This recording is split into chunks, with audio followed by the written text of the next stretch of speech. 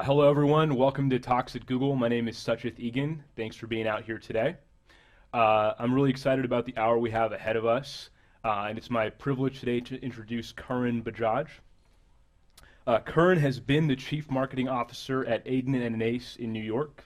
He's also worked as a director for Kraft Foods, a brand manager for Procter & Gamble, and as a management consultant for Boston Consulting Group in India, the Philippines, Singapore, and here in the US.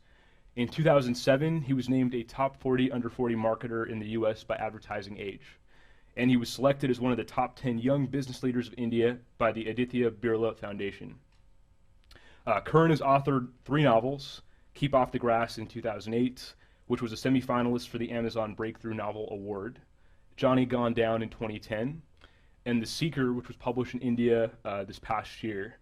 And The Seeker has now just been published in the US this past month as The Yoga of Max's Discontent. And also worth noting that Karan is going to take over as CEO of a major media company in India later this year. Before I invite Karan up, I'd be really remiss if I didn't say I've been really fortunate with Talks at Google to read a lot of books, many of them New York Times bestsellers, #1 bestsellers. But The Yoga of Max's Discontent, far and away the best one that I've read. So we've got it for sale here. I highly encourage you to check it out. Karan will talk for about 15 minutes, then I'll do some Q&A with him, and then we'll take questions from the audience. Without further ado, please help me welcome Karan to the stage. Thank you. Thank you, Sachit. Thank you for having me. Does he say that for every talk, by the way? Like, it's the best book I've ever read in my life. Yeah. Okay. I'm delighted to be here. So I'll speak for a few minutes before we go into the Q&A. Wanted to start with a question. How many of you have ever fantasized about leaving it all behind? Your job, your career, everybody. So my goal really in the next 20 minutes is to convince you to do it today. So bear with me as I speak through this. I'm going to talk a little bit about what I've been doing over the last decade, which is what I call a 4-1-4 model, in which I work for 4 years, take a year off, then work for 4 years, take a year off. I'm going to talk about why I do it, and then perhaps why it might be an interesting idea for you to consider. Okay, so that was the purpose of this talk. And this idea came to me a little bit like about a decade ago when I was thinking that me, like many people, wanted my life to be like this. I wanted every career move that I made, every job location I changed from India to Philippines, I wanted everything to just work out, right? I wanted everything to be successful and right, and I wanted my life to be one linear line of growth and progression. Like that's what I realized that I wanted. But then when you look at successful people, and many of you in this room are successful, you see that this is what successful people's lives look like. They do some great things, then they stumble badly, like Steve Jobs or whatever, whoever you think of.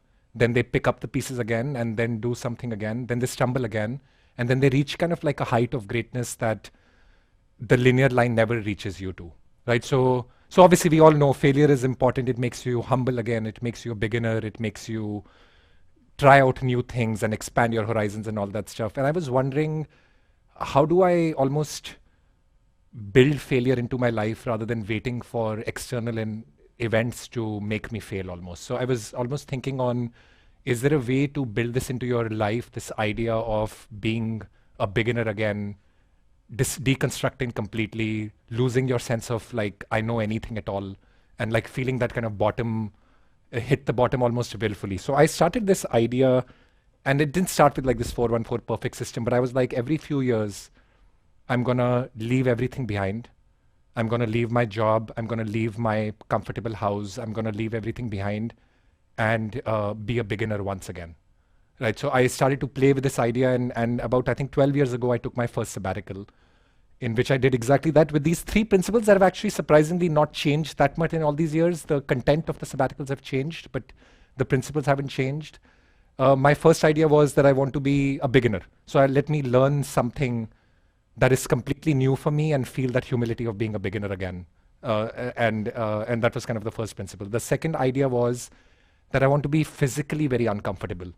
Because what I was noticing with my life is that the moment you reach a basic level of comfort, you have a house, a job, you start adding layers and layers on top of it. You are like, I want to be in this school district for my kids. I want to be I'm a vegetarian. I love organic food. I have to have green juices. There has to be a Whole Foods next to me. You start adding all these layers into your life. And I wanted to break that construct completely and ask myself, what do I really need to survive?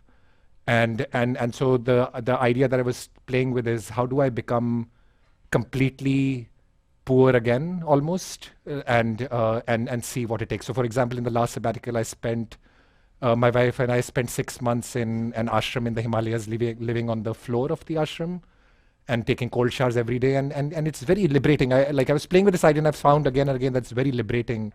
That when you do that, you come back with a very heightened sense of perspective about what matters and what doesn't matter, and you make very authentic choices to yourself. And we'll talk a little bit more about it, but that was the other idea. And then the third idea was that we all have this impulse to create, right? And that's what makes us leave companies and open our startups and all that stuff. And I wanted to, again, feel that impulse to create, but without any goals associated with that creation at all. So I didn't want to, I wanted to play with things without having this idea that I have to get VC funding or make it successful. I wanted to be consciously goalless and just feel creation in its purest form. And so that's why this idea was that I would take a year off and come back again, so that I have no goals tied with this creation apart from just feeling it. So I've done 3 of these over a period of the last 12 years, and they've ended up being 414. I wasn't that mathematical at the beginning, but it ended up being this, like, every 3-4 years I have this feeling that my life has too many attachments. I'm weighed down by my views about things. I'm forming very solid sense of myself, and let me break that down completely and become zero again.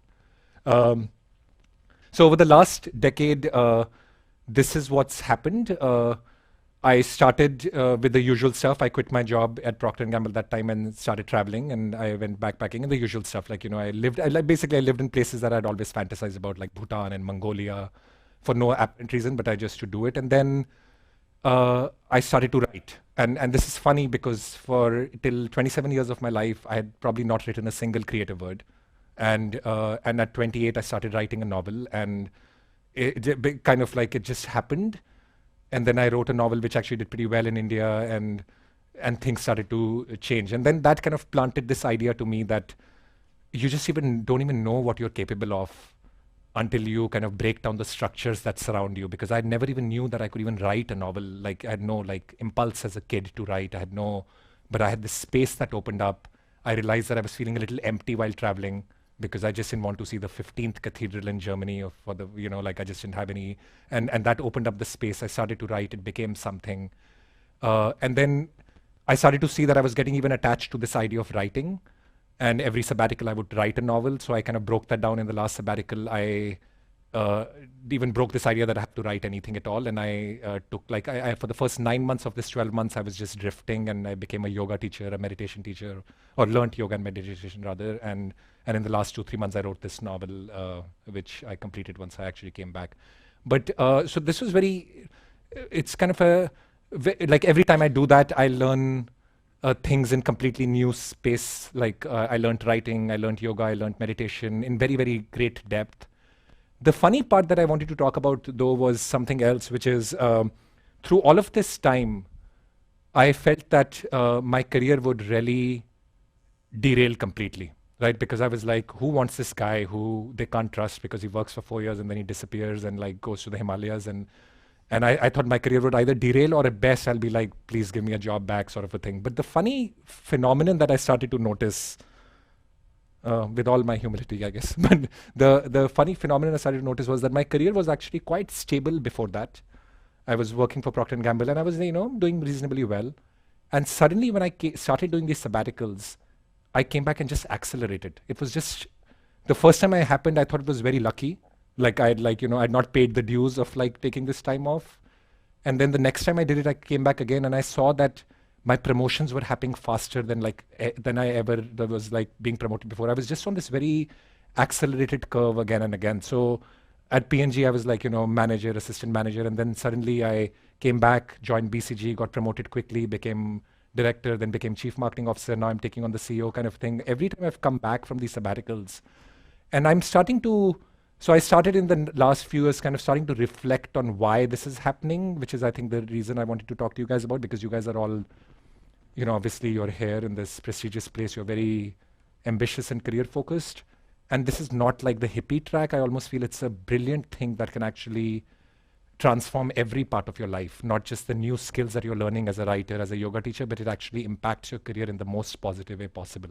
And I have some hypothesis on why that has happened, which could be interesting, and these are just hypotheses right now, is that the first hypothesis is that you actually deepen a lot as a person, right? So, for example, taking just one activity of the sabbatical, when I think of writing novels, every time I write one book, it completely draws into the well of everything I know, and I put all of that into a book, and I'm completely dry and empty after that, right? And then my natural impulse is to fill that well with a whole breadth of new experiences again. And if I'd never done that creative activity of writing a book or something like that, I would never have had the impulse to like try 100 different new experiences in order to fill the well again. And then again and again, I'm seeing that with this kind of a model, when you're doing an activity which is completely different from your work and you're putting all your kind of creative energy into it, you need to replenish it, and that gives your life a natural kind of depth because you are always seeking growth, seeking experiences, and it becomes a very kind of important part of your life. And then what starts to happen is that over a period of time, all these dots start to connect because obviously learning yoga and meditation does have an effect on the, on your personality, and that shows up in work. And then even small things like if I'm marketing my novel, what I learn from that helps. Like you see, like life is just one interconnected stream in which you are kind of learning in very, very different dimensions all the time. So that's one kind of idea that happens. The second idea, there is this beautiful Indian concept of dharma, which means that everything has a natural thrust. Like the thrust of the tree is to grow and bear fruit. It's not to flow like a river. That's the thrust of the tree. And every human has a certain thrust, a certain tendency. And what happens is that call it that gut or that tendency gets enveloped with a lot of, no, greed is not the right word, but gut gets enveloped with greed in the sense that you start to put too many layers on what you need. And that's why you're like, I can't do this because I need this for my kids' education, my kids' college fund. You start putting all these layers around you. With all of these sabbaticals, what happens is then when you're pushing yourself to physical discomfort, if you spend 9 months sleeping on the floor of an ashram, I mean, guess what? When you come back, you're not like, what's the best school district and the best house that I can buy? You are like, oh, I can survive with nothing. So let me just come back and do what's right. And I felt that my choices have become extremely authentic and very true to what I want to do, based on like again and again reminding myself that I need, and like for my wife and I need very little to go back on, and that's the other thing that I've started to see has led to much more authentic decision making. And then the final thing is this whole idea that you become very intuitive. Like for me, I'm an engineer, business school, very left-brained. My whole way of operating things is analysis and models and thinking. And when you're on this kind of a completely surrender year, and so we'll talk a little bit about like going from Europe to India by road without any plan at all, you just learn to become very intuitive about how you make decisions. And I've seen again and again, once I come back, my decision making, I've left that rational part of me behind, or like I'd be very comfortable making very big strategic decisions on work based on just what my heart is saying. And I'm not that kind of person at all. So I've always seen like your intuitive side comes back when you are out on these like long trips of surrender. So these are things that I feel have really given my career a deep three-dimensional angle that actually didn't exist before I started doing these trips. So that's why I thought it'd be an interesting thing for you to consider. I'm going to wrap up with this idea that if you're thinking of doing this, a couple of sample years that I created for you.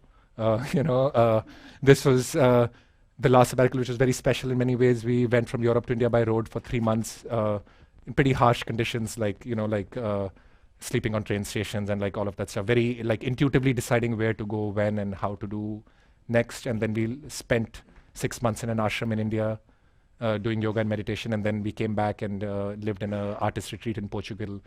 All of this, surprisingly enough, like it costs so less because you are like an ashram in India. I mean, you're talking like $300 a month for 2 people sort of a thing. Like, you're like, your costs are so low, and yet I guess your experiences are very, very interesting and deep. The thing that I keep hearing is that what if you have kids? You can't do it. And you're going to do it in a couple of years now.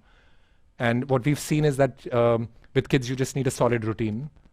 and you can reconstruct that routine anywhere. So like, again, in the same principle, what we've seen is people do this, spend 4 months in an orphanage in Cambodia, spend 4 months in Spain learning something, spend 4 months in an RJ. You can just reconstruct that routine anywhere, and we kind of plan to do that now that we have 2 kids each time. So very possible in every scenario, and you'll benefit a lot, I guess, is the message. Very counterintuitively, you do benefit a lot. And we kind of like explained some models, and I'm kind of in this idea now that the first time you take this leap of faith, first it's very hard. Like the first time I took it, I was like, will I be broke and destitute for all my life? And what am I like? And I used to think that, how did I become this American who was taking a year to find himself? Like I was this like guy from India, like who, like we always had this, when we were growing up in India, we would always have this concept of this American backpacker who took a year to find himself, sort of a thing. And we'd be like, that's not our life at all, like we just have to get a job and stay to it. And when I took the first sabbatical, I was just thinking like, that this just isn't me. I was very nervous. I was like, I don't want to be this American hippie who's finding himself. Like, and I was very conscious, always kind of thinking about that. But then, anyway, the point being that it's possible for everyone. And then when I came back from the first sabbatical, it's like, you're a little bit like on the crossroads. You don't come back with this great sense of center. I came back with being like, oh, I love this novel thing. I love my career thing. I love this yoga stuff. What should I do? And I've seen that what I've seen with my progressive sabbaticals is that I have no longer left, like that conflict has just gone away.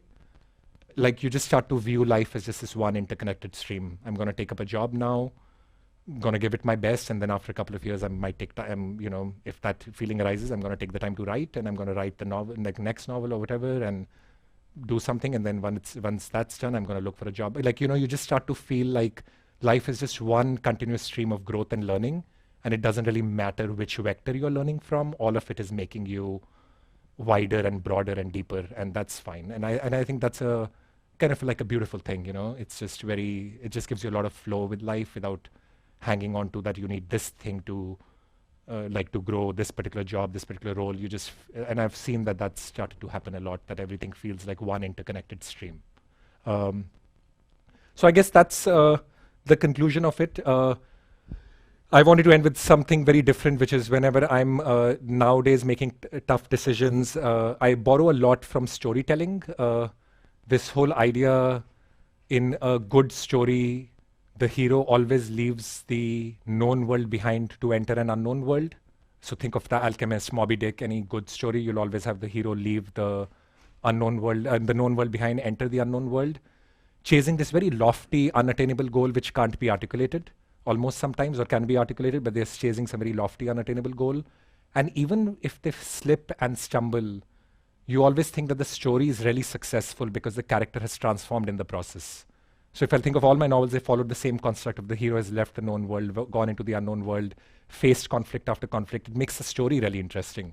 And then I started to play around with like life is like that. If you're leaving the known world behind and going into the unknown world, there is no guarantee of success. Most likely you will face that death, rebirth kind of moment in which like all is lost. But it's a damn interesting story. So I think life is a little bit like that, leave the known world behind and hopefully it all work out. And if it doesn't, it's a great story anyway. So with that, thank you.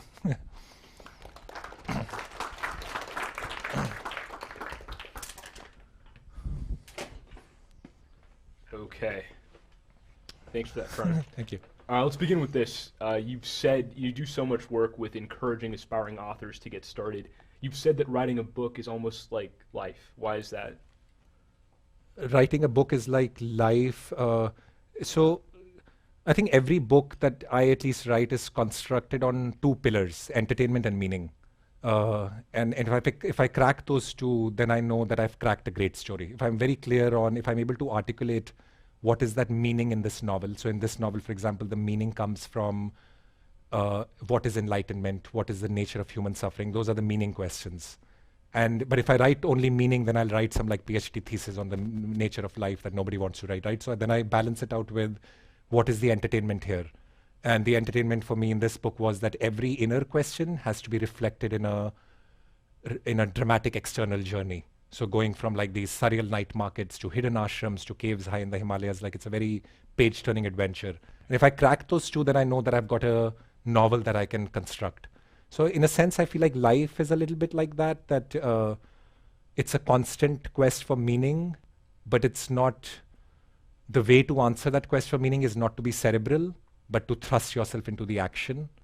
And I guess that Sure. combination of entertainment and meaning makes for a good story and a good life. Only if you stand on only one foundation, it wobbles. The story wobbles, like, and life wobbles. If you're asking too many meaningful questions, not doing enough to act on that.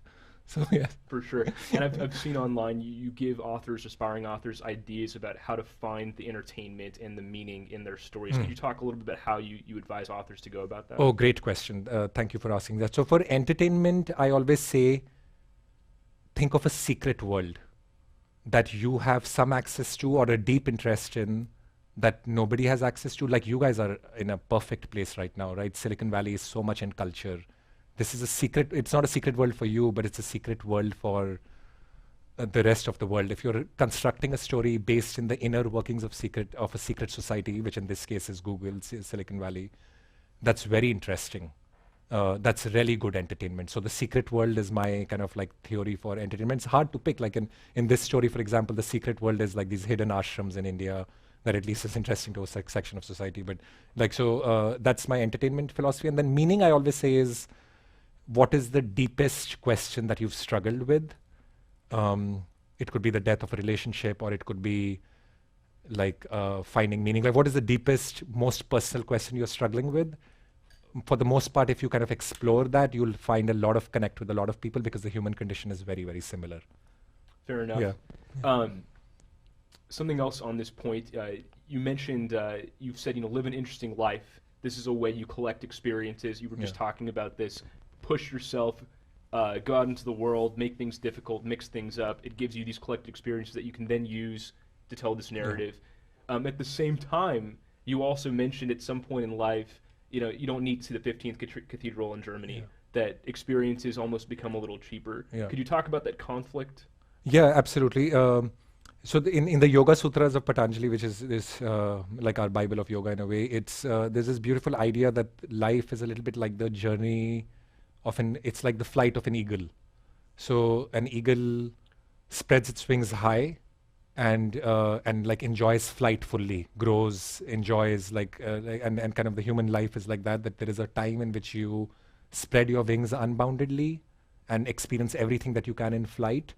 But then to complete the journey, you have to kind of bring the wings down and complete the journey. I feel like a little bit like life is over a series of lifetimes, or if you believe in that, or even in this life, it's a little bit like you have a period in which you are experiencing a lot, and then you'll reach a little bit of a disenchantment with the world, if you will, and then you have to go inner to complete the journey almost.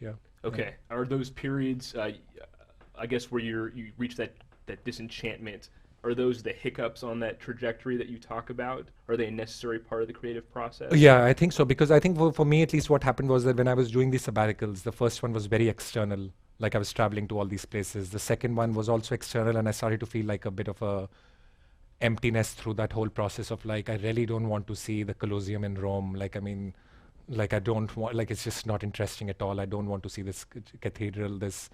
And like I think there's a little bit of like this bump period, and then that's why the last sabbatical has been so internal, like 6 months in like one small little ashram in the middle of nowhere and then in an art, like it was very internal. Sure. Yeah, Okay. so it's happened like that. I'm wondering, I find this analogy of the eagle spreading its wings and then coming to a place where it starts to close, I find it very relevant, but perhaps to folks who may not have a similar experience of what it's like to kind of close those wings or feel that calling, how would you quantify that moment, or could you describe that?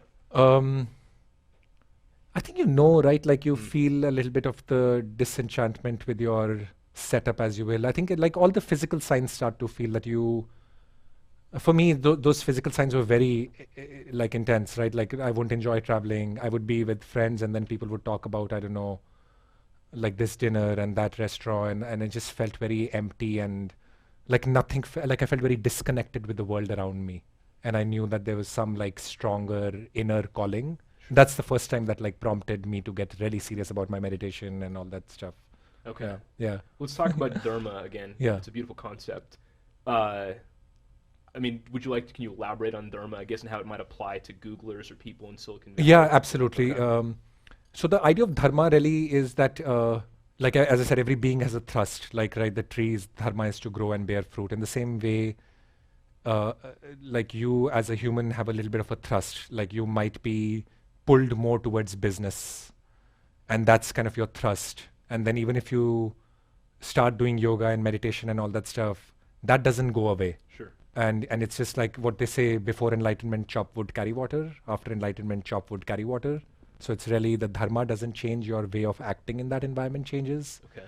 And I think what I've seen in the US is that people want to go from point A to point B very quickly, right? They are like lawyers, they go to a few yoga classes and then they want to become yoga teachers. The concept of dharma would be that if you're a lawyer and you are thriving in it, don't wear the robes of the monk before you become a monk. Like, kind of keep wearing your robes and do it in a Sure. in a purified way. The action that's more in line with the thrust, and that's what the world needs, and that's what you'll act in accordance with. So yeah, so that's beautiful. So if your thrust is to be an engineer, that's beautiful. Go take all this time off and come back, and you'll still be an engineer. You won't become a yoga teacher at the end of it. For sure. You'll just be a more, I guess, silent engineer, like more silent in your mind while still doing the same activity. For sure. I think something that's worth mentioning Yeah. at this point is one way the book, Yoga of Max's Discontent or The Seeker, has been described as a modern day Siddhartha. And probably many in the room know Siddhartha by Hermann Hesse is just a very foundational spiritual novel for the West. And it's that comparison that actually convinced me to read the book. Siddhartha, not to give anything away, spoiler alert, it kind of describes life as being stages, that you might begin chop wood, carry water, but then tomorrow you're a businessman, and then tomorrow you're a yogi, an ascetic living Yeah. somewhere else. Big drastic changes over the course of a life. And I guess your vision with dharma is a little different. A little bit, because I think Siddhartha is also a little bit of it's a metaphor for multiple lives. And obviously, since multiple lives is a very metaphysical concept that can take away from storytelling, because people have to believe in something. So obviously he kind of charts out the whole of human life in one book. I think Dharma would say that there is gradual movements. So, if you're an engineer and you do all, like go into the spiritual life, you'll still be an engineer with the silent mind, and then slowly, you'll become the meditation like teacher, but you don't have to like, Right. life is a slow unfolding and not this dramatic. I have to like go from becoming this to, it's not always a journey of becoming. Okay. It's a slow journey of unfolding. Something that I was curious about is the Yeah. main character in your latest book is Max. And Max starts in New York, and he goes to India, ends up in India, Himalayas. You started Himalayas, Yeah. go to New York, go to Himalayas, but then now back to New York. Right. Why the difference? It seems like you and Max have a different path. Yeah, and it really happened a little bit almost consciously that that in this particular book also I really wanted to eliminate all sense of authorship completely. Like I really wanted the story to take on its own. Like when you read the book, I just wanted the person to be transported into a fictive dream in which they can sense no presence of an author at all, and really kind of his journey became his own and became more and more leave the world behind. Yeah. And like my journey is not that, yeah. Sure. Okay. Could you maybe talk a little bit about how when you realized that journey was different, that the people who were at this ashram, Yeah. some of them wanted, I guess, enlightenment in this life, Yeah. and you decided that's a different path for you? Yeah.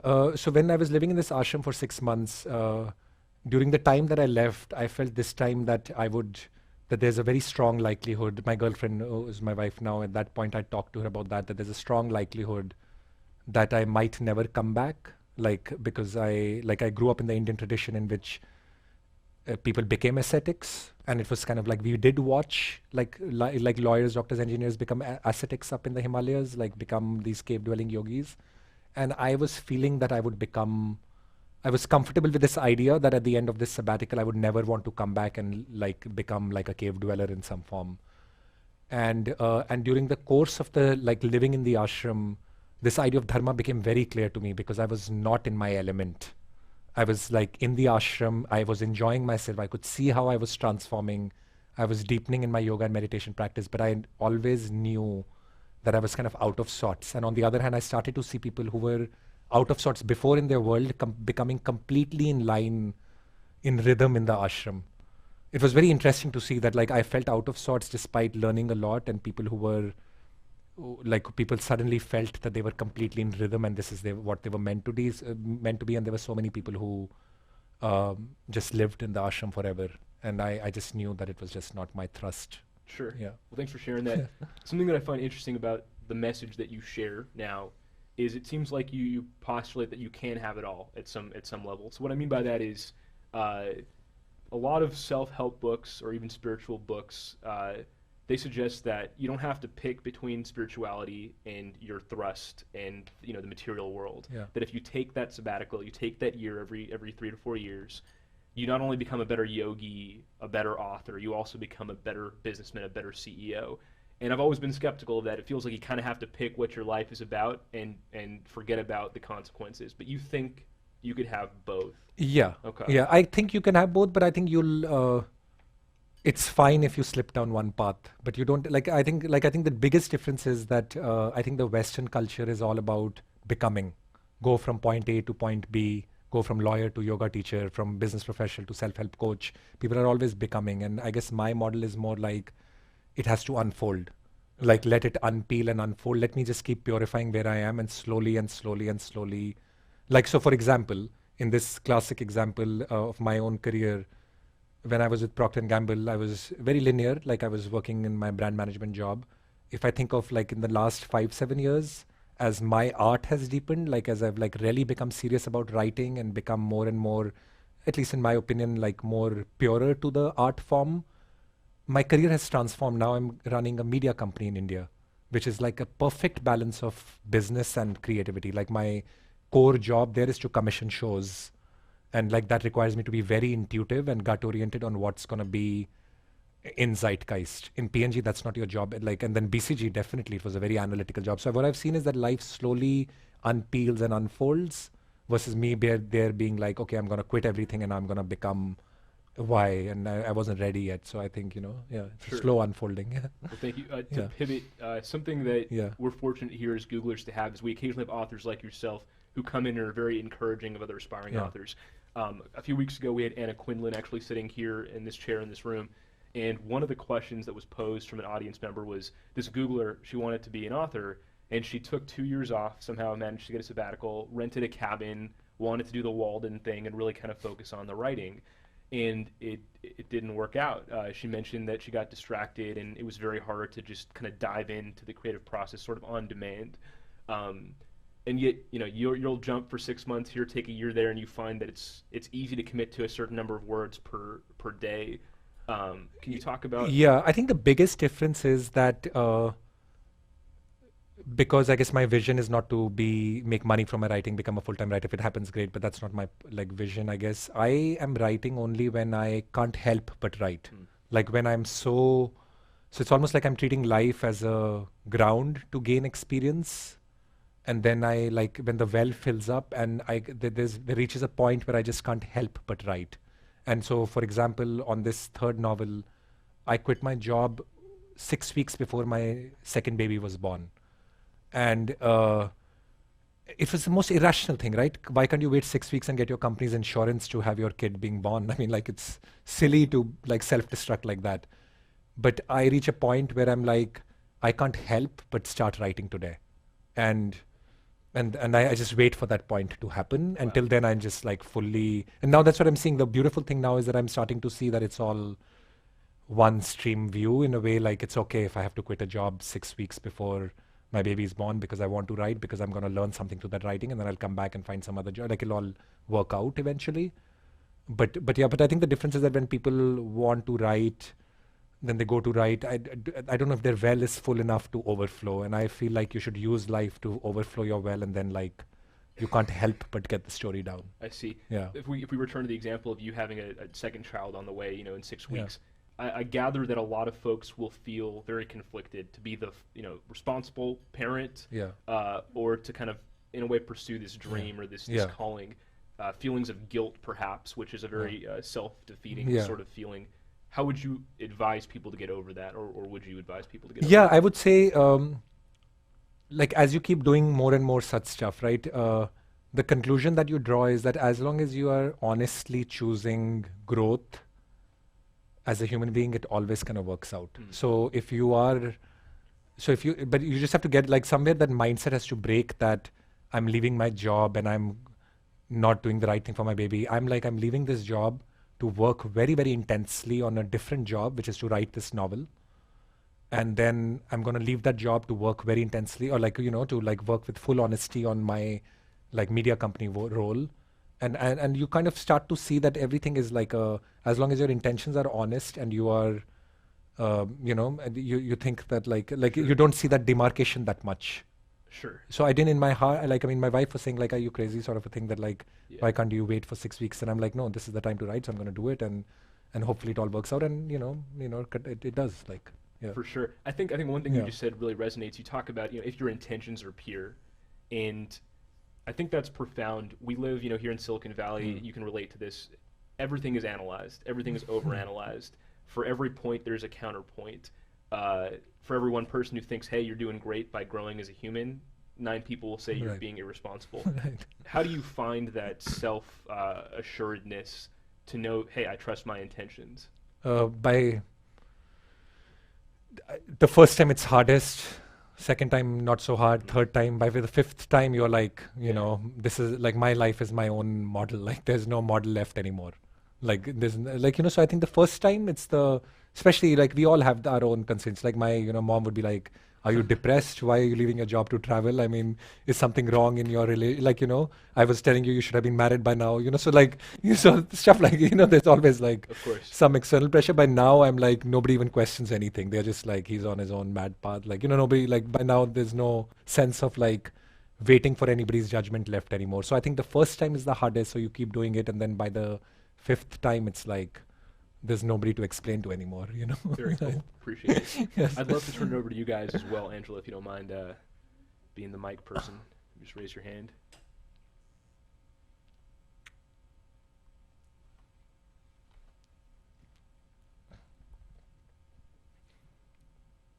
Are there any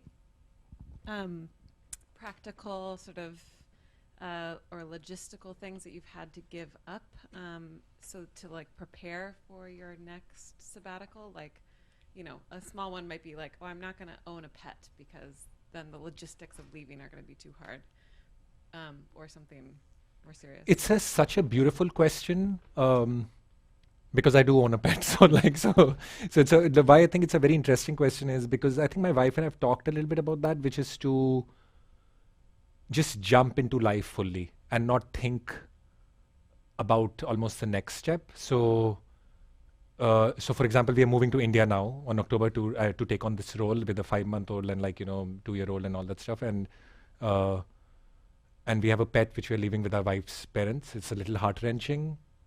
But would I have not had the pet because of that? No, but it like, so it's almost like we are just diving in and saying yes, yes, yes, and not thinking too much about it. Always has a way of like working out. But it's to your point, it's a very great point because, but there's some things that I don't buy a house ever.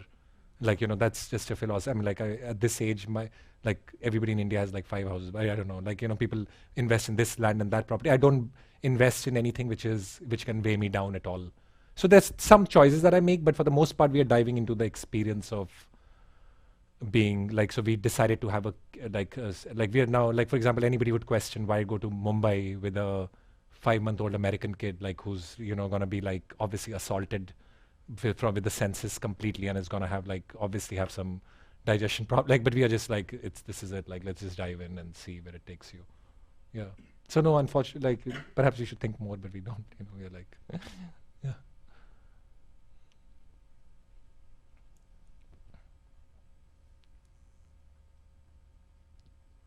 How do you bring how do you bring your partner or girlfriend or wife at the time to join you in those sabbaticals, or do you go on your own? No, the first two were because I was single for the most part, so I went on my own. By the next one, like we were in a relationship, and I think what happens is that once you start building the muscle, the first one when you do it even on your own, it's difficult, right? It's not as hunky-dory as I make it here, right? It's you are very conflicted. You do it. And even when you're doing it, I had those moments when I was like, how did I become a hippie? I was supposed to be this and that. Like, so, so you go through those self-doubts and stuff. The next one is you build the muscle. Then the same thing, what happens is with your partner, it's harder to do because you have to have 2 jobs that have to be planned and sabbaticals and stuff. But eventually you do that and you kind of build the muscle. So next time when you do it with kids, so I think what happens is that progressively the journey gets like easier and like, you're just keep building the muscle. So my recommendation on that is to try a month off rather than like just jump into a year, do something which is like, builds you guys like do a like, and then like slowly that 1 month will become 3, and then the next time you both will be aligned to take the plunge. You need to keep building the muscle, and yeah. I have a follow-on. Of course. Follow-on to that question. Can you talk about the pros and cons of doing a sabbatical solo versus with your partner? For me, they were mostly pros this time over. But there was a lot of merit when I was doing it on my own. Also, I can't. Like I don't know if there is a straight answer to like I don't know if it's a choice, right? Like if you're with a partner, would you guys be comfortable taking a year off away from each other? I guess like for me there was no like we never even contemplated that question, and we just did it together, if you will. Yeah, And I was just wondering, like, is it, I personally, I could see it both ways. I could see it being very fulfilling going by yourself. And, even if you have that trust with the partner, leaving the partner behind if it doesn't work for them. But I was curious if you was, one experience better than the other, or very different experiences. I think that the difference though is that you grow so much in that year, and it's not very apparent, but so many aspects of you change that when you come back, it'll be a little hard if the other person hasn't gone through the same experience with you. So I won't worry too much. I won't have worried too much about the year, but like after spending 6 months in an ashram, writing your novel in the Portuguese like artist retreat, like going from Europe to India by road, like through that whole experience, a very different form of you emerges. And then if the other person hasn't had that experience, it's a very big, I would say, disconnect. Like I don't think our relationship would have survived if I just done it on my own. Yeah.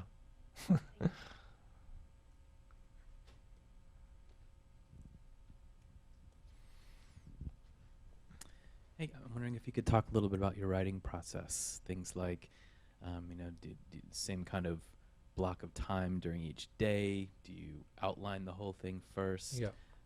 Do you write very quick first drafts and then edit over and over and over again and things like that? The writing process, for me, it is a good combination of tight and slack, like almost like my life in some ways, that I'm very like goal-driven and disciplined, and then I completely let loose. So in the goal-driven and disciplined period, I'm kind of a bit of a maniac. Like I know that I'm going to write Monday, Tuesday, and Thursday, 1 hour each after work, or 1.5 hours each after work, and produce 400 words. So it's very like almost very mathematical to a science. And then I'll write one weekend, either Saturday or Sunday, and I'll write 1,000 words. If you do that, for example, in 6 months, you'll complete a whole novel. That's 80,000 words. If you're continuously showing up and doing that, and I'm very mathematical almost about it. So Monday, Tuesday, Thursday. So that allows me the slack to play in on Wednesday and Friday. It allows me to spend 1 full weekend with my kids, but the second weekend we call a babysitter, and for 5 hours I'm working on my book or whatever. And then I complete the novel. But what I noticed then is that the work is very workmanlike and is not magical. And then like this sabbatical kind of somehow shows up somewhere in the middle of that, and that's when the work starts to, I slacken a lot, and then the work becomes magical. So if I think of this novel, I'd written 2 drafts before I even went on the year off. And those drafts were very linear and like very like a predictable story, very outline driven. And then in the sabbatical, I didn't write for the first 9 months. As I said, I was in Europe, India, then in the ashram. Then I wrote in this Portuguese artist. I completed the novel in this artist retreat. And what I've written in that period is very transcendental. I can't even recognize it anymore. Like if you asked me to write it again, I would never be able to write it. It just took on its own. It came from a place of deep silence, no goals, because in this artist retreat, I was not like, I'm going to clock these number of words. I was just being very inspired in writing. So it's a combination of very much a lot of discipline and then a lot of free slack. And that combination, I think, really cracks it. If it was like leaning too much in one direction, either I would not get the work done if I was like in this free flow thing, or I would be so workmanlike that it doesn't inspire at all. Yeah. One quick follow-up to that. Yes. We talked about this briefly before. To me, creativity feels hard to box. If I set out, for Monday, Tuesday, Thursday to write 100, 200, 300, 400 words, it's hard to predict. Will the idea for the rest of this chapter come to me now? How do you take breaks? How do you stop for the day? Do you just write down the rest of your ideas quickly, or what do you do? No, I just keep like I almost feel like it's my duty to show up in this period and like work for 1.5 hours. Okay. And typically that means like producing 300 to 400 words is what I've noticed. So I'm almost like there are obviously some days when it doesn't like come at all, but I'm more committed to the idea of like, let me show up and do that and then maybe delete it later. Sure. Very comfortable with this idea. To your question, first drafts and stuff, I like, but I think it's very important for me to show up and not be like, I'm not feeling inspired today. Right. I guess what I mean is, let's say you do show up and you feel super inspired, and hour and a half passes and you just feel like, keep going. How do you contain?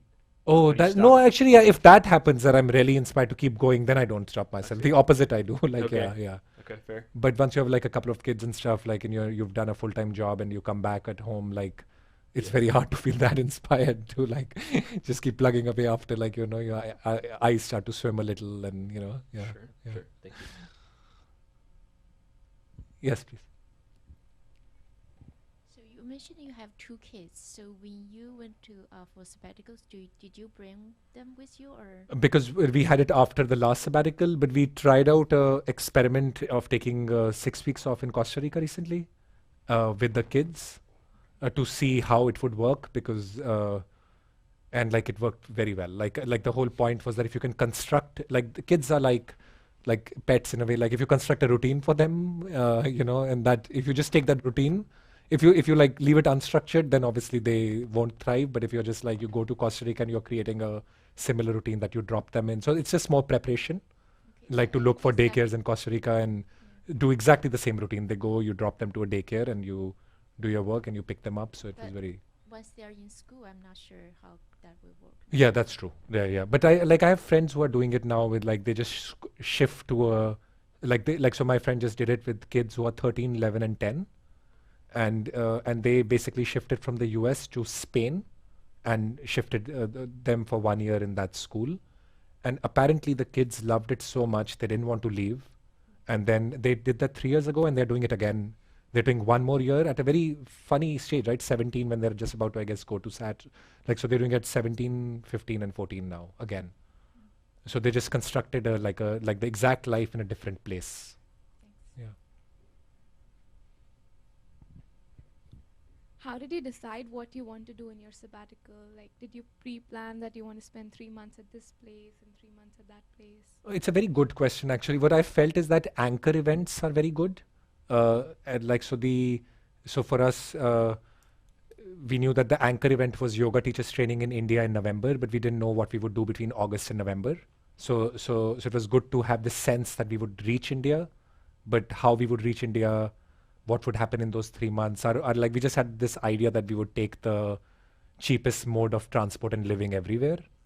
And that was the whole construct. So that meant like never hiring a car, never taking a flight, just being on the road or ferries or all that stuff, and like just kept drifting along and reach India eventually through China and all this like random places, and just keep drifting till you reach. But then it was good to have the anchor that we would do yoga teachers training. Then there was another anchor that we would do the Camino de Santiago, which is this wonderful hike in Spain. And that there was another anchor that we would do it in 5 months time, around March, April. That's very good timing to do it. So that was the other anchor event. So yeah, so there were anchor events, but like then there was a lot of free flow. Thank you.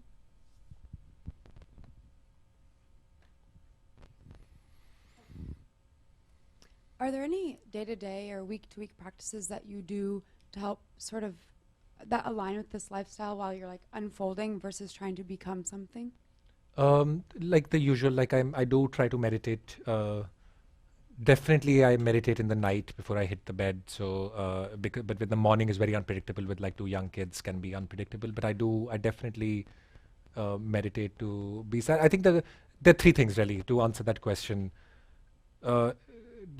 Meditation, creation. I think creation always keeps you honest. So even if I'm not working on a novel, I'm blogging and doing I just do my 5-minute YouTube videos, and that I think creation has a beautiful way of synthesizing your thoughts. And like when you write a blog post, you are forced to almost synthesize your thoughts, and like I have a good audience who reads the blogs. I get a lot of feedback through them. So I think it's meditation, creation, and then hiking, like kind of a tough hike or something, in which like basically the idea is that you're doing an activity that completely breaks down your world and transports you to a different world in a more regular basis. So same with the tough hike, you just completely forget yourself when you're hiking. So I think those are the three kind of activities. Yeah. Hi. This is a little offbeat. It's related to the book. Yeah, of course. So you talk about how doing meditation sort of brings you more realizations and awareness, and it answers a lot of questions that you have. So I wanted to know what kind of meditation did you start off with, and like even when you start off with something, you're taught a certain practice, so you start practicing it, and do you just continue doing that, and do these realizations dawn on you in the process? Yeah, excellent question. I think the kind of the pyramid of the meditation experience, which I found work and like has worked obviously is in the Buddhist scripture as well, is that you start with what they call morality, which is a basic level of love for yourself and love for others. That means like, changing your diet to be like, less agitating, like less caffeine, less alcohol, like all that kind of stuff. Like you kind of lay the foundation of that. Then you go to concentration-based meditation, where you use a form as a surrogate to build that ability of the mind to go from one-pointed to, from scattered to one-pointed. And then the concentration-based meditation evolves by itself to the awareness, mindfulness states where there is no form at all. You are like comfortable with formlessness, if you will, just kind of, and then like, so, but what I've seen is that they just happened on their own accord. I didn't like have this construct in the beginning. Later, when I started to see why, like in the beginning, I was very form-based. I would like meditate on on an image, use my breath, use a mantra. Like I had a very form-based practice to build concentration, and then the forms started to disappear on their own. Like I no longer needed forms, but I didn't like make this choice that, okay, now I've achieved some greatness in form, I'll go to formless. But I think that's what I've noticed is the pattern that happened is that the moment I became more one-pointed, like the forms disappeared on their own. Yeah. How much did you meditate? In the beginning, I was very disciplined. So in the beginning, I was very, very disciplined about putting 30 minutes in the morning and 30 minutes in the night every day. And in the beginning, I actually started to construct the similar thing that I'll do Monday, Tuesday, Wednesday, Thursday, not Friday. But I started to see the benefits of it very quickly. And so I did it like every day almost. And I almost did that for a year before taking the sabbatical to kind of deep dive into things and stuff. I would highly recommend, if you haven't done it already, Vipassana is a beautiful, like, which everybody should do. It's a 10-day silent meditation retreat. It's beautiful because it's fully funded in that you don't pay for anything. You're going to a place where it's like the lodging is free, the food is free, and you're given this very rigorous instruction from 4 o'clock in the morning till 10 in the night.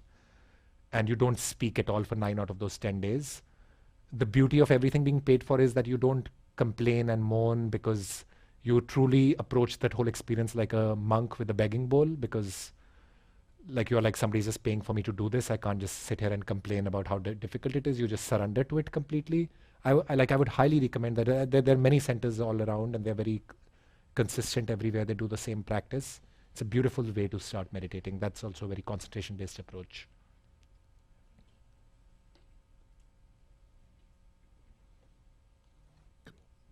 Very, very provoking. So I can see my, blood pressure going high during your speech, thinking if I should take a sabbatical or not. So you mentioned about the word detention, right, a few times.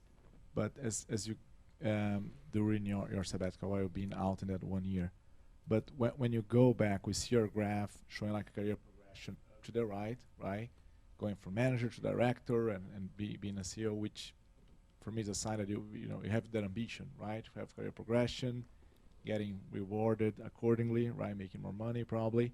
So I wonder if before everything started, if you have some financial goals in your mind, right? Saying, okay, at a certain age, I want to be at this point, and if that changed at all, or if you still have it. Great question, because I can't even believe how much it's transformed. To give you an example, when my wife and I climbed Kilimanjaro, that was like about 4 years ago. And she mentions that now. She was my girlfriend then, obviously. Then that I had this red diary in which I was noting down my plans, because I was so inspired in Kilimanjaro. I was just like noting down how I would do, what I would do like 2 years from now, 3 years from now.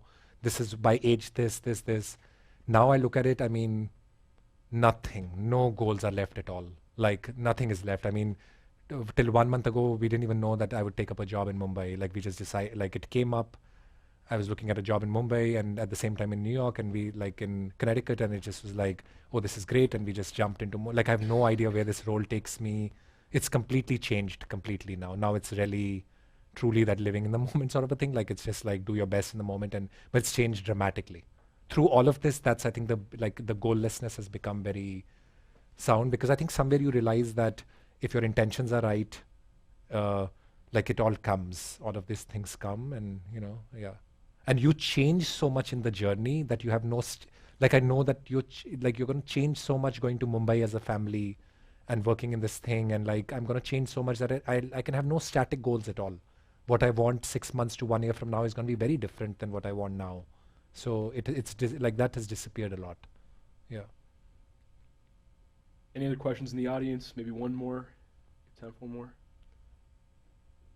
If not, I'll throw one last one at you.